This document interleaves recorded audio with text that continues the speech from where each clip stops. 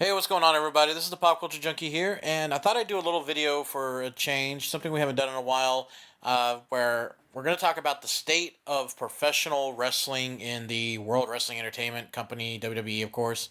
So we've done video reviews before where we did recaps on pay-per-views and predictions. We did recaps on Raw, SmackDown, that kind of thing. We haven't done those in a while. And there's been a lot of interesting things that have happened. I say interesting because I think that kind of covers all area.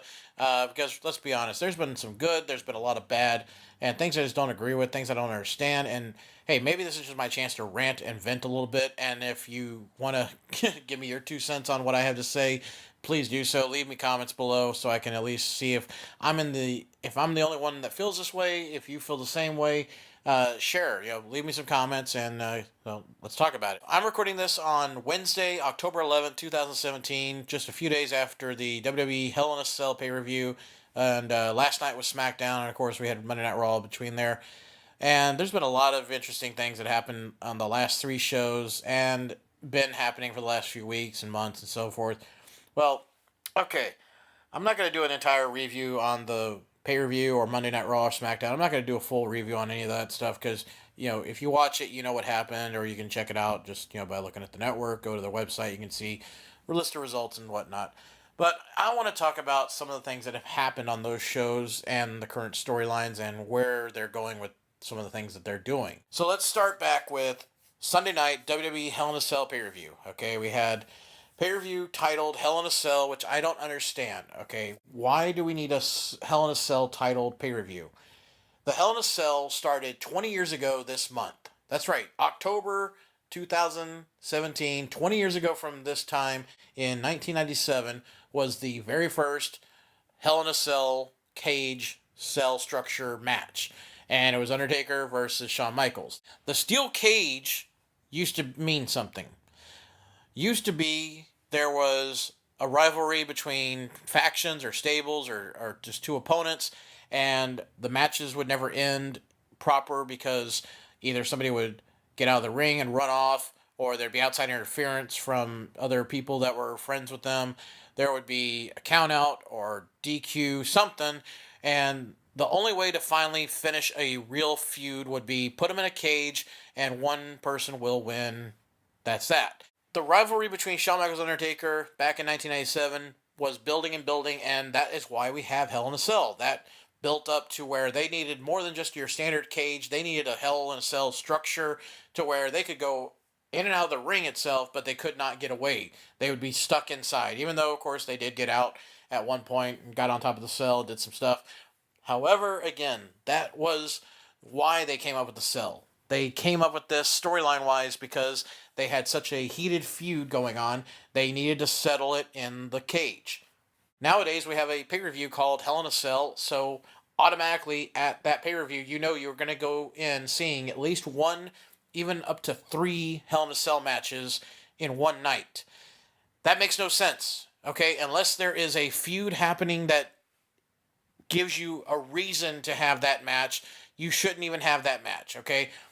The Hell in a Cell title is stupid. That's just my opinion right there. If they need something to sound really cool for October, hey, you own WCW. Let's start having Halloween Havocs again because I thought that was one of the most awesome names for a pay per view that I really loved WCW about, and I wish WWE would start doing that. They just announced they're going to do Starcade in December, okay, for like a house show or something, and they're going to do War Games here in Houston when they do the NXT Takeover. So maybe next year, okay? Maybe next year we'll finally get Halloween Havoc. I mean, it could just be NXT Takeover. They call it that, but I really hope they change it and move on. So we had two Hell in a Cell matches at the Hell in a Cell pay-per-view this past Sunday. One was for the tag team titles, and the other one was for the heated rivalry of Owens and Shane McMahon. Now, this rivalry did not need a Hell in a Cell structure element at all. It was just, again, an excuse to use the Hell in a Cell. If you're going to use the Hell in a Cell for more than one match, it should have been for the WWE Championship match of Jinder versus Nakamura. Jinder Mahal has been WWE Champion for way too long already. He's a mid-carder at best. He was a jobber for his entire career. He wins one match, and then the next match he wins the title. It just made no sense, and I still don't know why they have him as champion. Okay. Then they have him go over numerous people, which makes no sense.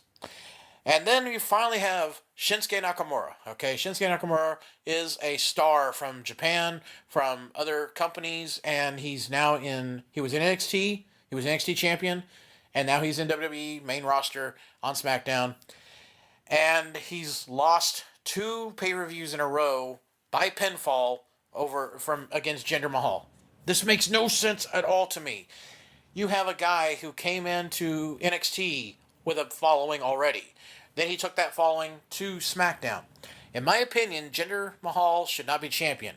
In my opinion, AJ Styles should still be WWE champion. Okay, he should have been champion from when he first won the title from Dean Ambrose at last year's TLC all the way up till current. The better storyline easily would have been keeping AJ Styles as champion all the way through WrestleMania and to current modern day time, and then lead that to next year's WrestleMania 34, of Shinsuke versus AJ Styles for the title. What was so hard about doing that? Well, again, these are 2 stars that made their name elsewhere, not in WWE. Okay, they didn't start there, and for some reason, whatever reason, okay, even if you're going to say, oh, it's just a coincidence, it's a hell of a coincidence because this is a ongoing pattern. If you didn't start in WWE and build your way up, then what WWE has to do is when we first get you here, okay, forget about NXT because we know Triple H is running that and they do things different. When you get to the main roster, doesn't matter if you're already a big name star from anywhere else or whatever you did before. All that's out the window. That doesn't even matter. When you come in here, we have to first job you out to a few people and make sure you're willing to do the job for people and kind of lower your star power. Then we want to rebuild you and be able to say, we made you the real star. No, they have completely watered down Shinsuke Nakamura. They've watered down AJ Styles in a lot of ways. The fans are still cheering for AJ like crazy. Even when he tried to be a heel, they're still like, no, this is a good wrestler. This is our guy. We want him to be the top guy. So at Hell in a Cell, we have Jinder Mahal going over Nakamura clean. Then we had AJ Styles defending the title, the U.S. title, against Ty Dillinger and Baron Corbin. That was a good match. Probably one of the best matches of the night, in my opinion.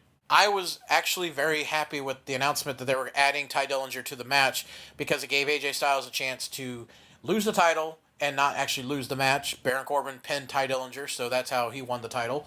And that was fine because I'm hoping, again, this will mean, okay, AJ will probably have a rematch and he'll still lose by, a disqualification or Baron will cheat to win, whatever. And then we'll finally get AJ back into the main title picture. Hopefully he'll fight Jinder and go over. Unfortunately, now it's looking like AJ Styles is going to maybe be the next contender for the title, but again, only to make Jinder look good.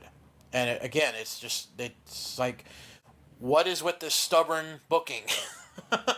It's like WWE likes a challenge like no other. It's like somebody tells you, hey, I've got these 3 guys, they're mega stars, and they're going to make you a lot of money. And you go, you know what, that's true. That could work.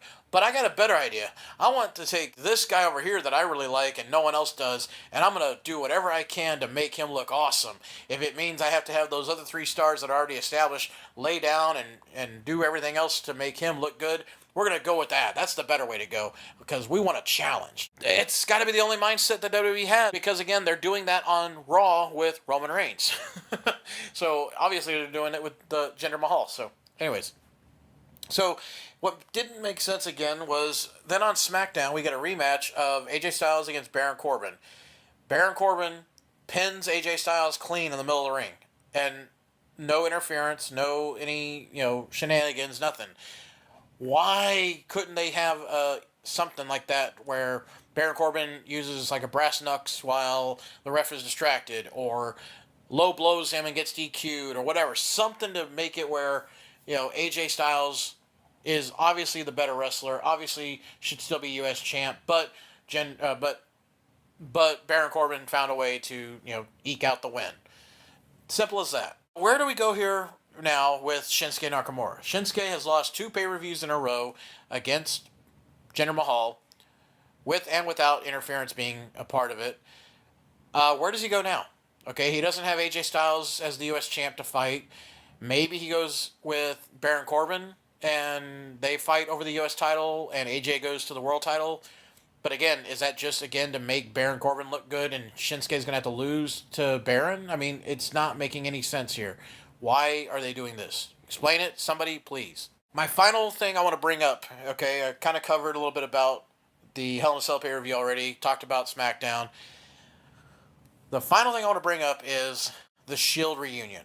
Okay, we're last few weeks now. We've had Dean Ambrose and Seth Rollins. They finally became buddies again. Then they won the tag titles at No Mercy.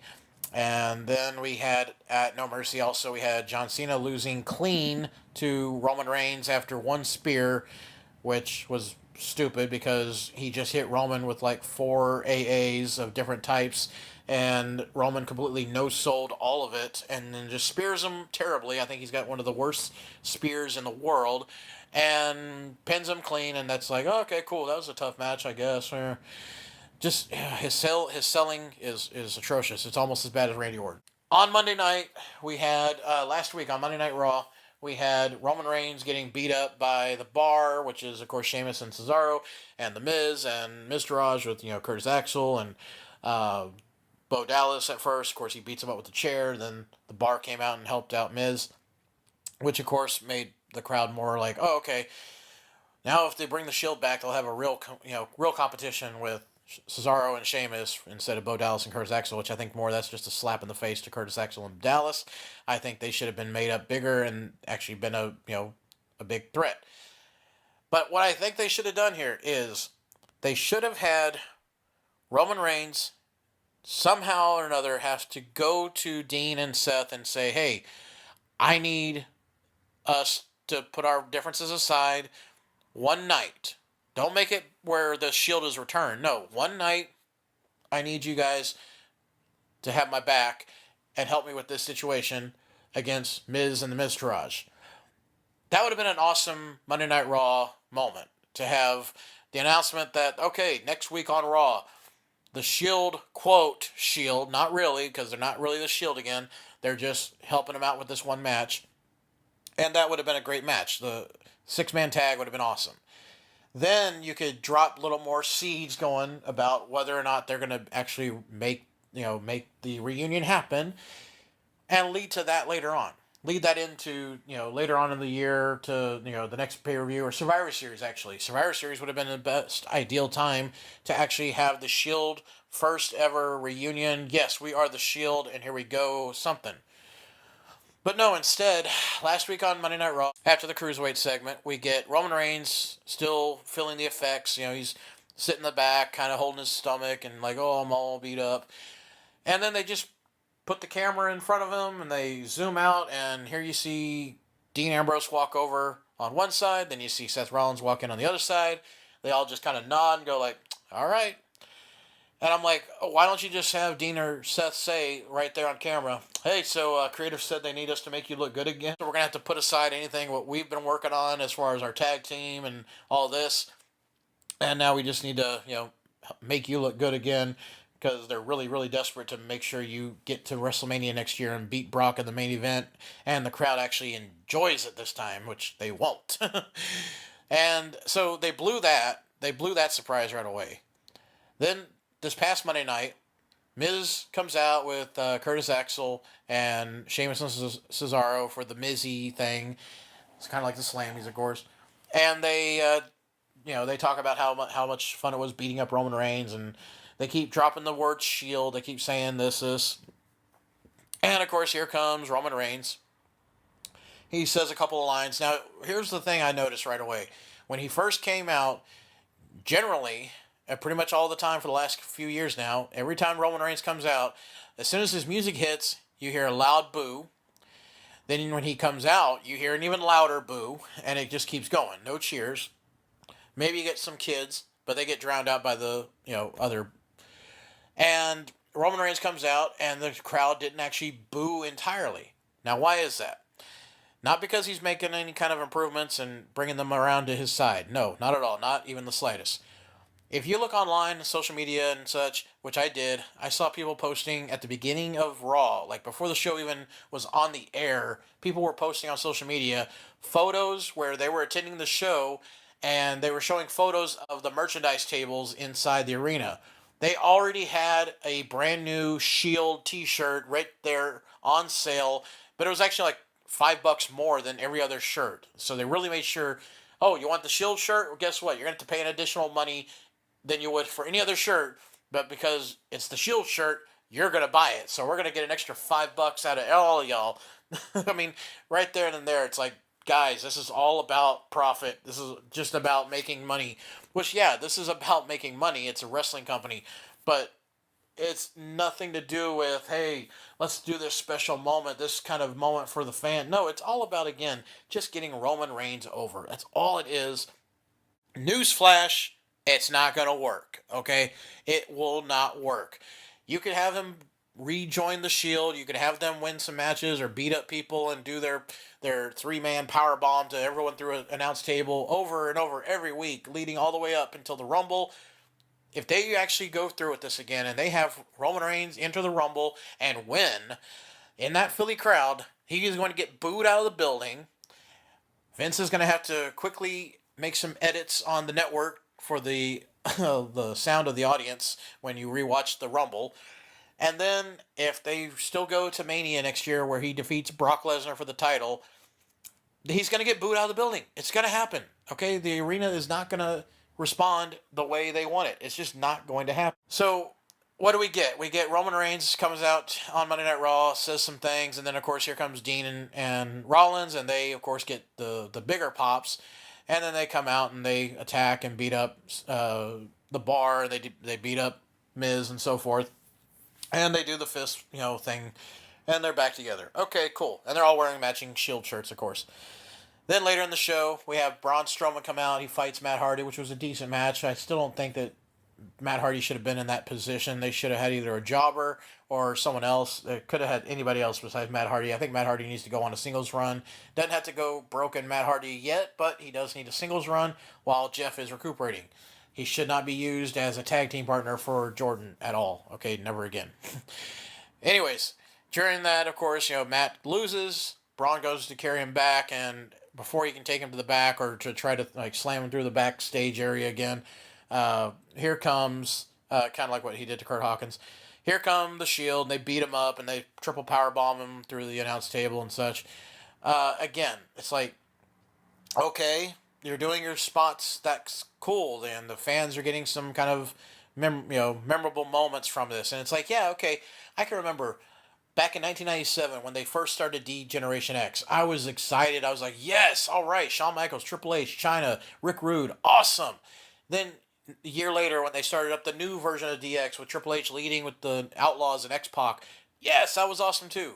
Then they had a new version of DX throughout the 99, 2000, all that. And then they went away, of course.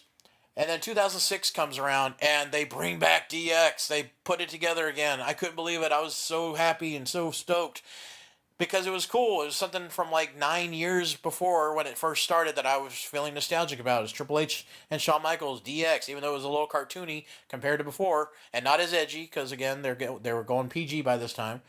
It was great. The Shield only started and debuted at TLC 2012. Okay, this is not that long ago. It's 5 years ago that they debuted. They only had about a 2-year run before they split them up.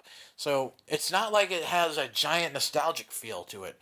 That's what I don't get. Okay, a lot of people are going, oh, finally the Shield is back. It's like, yeah, but they weren't gone that long, and they weren't even around that long to begin with. I mean, they've really been gone longer than they were around. I don't know. Again, this is a different, I'm from a different generation maybe. I don't know.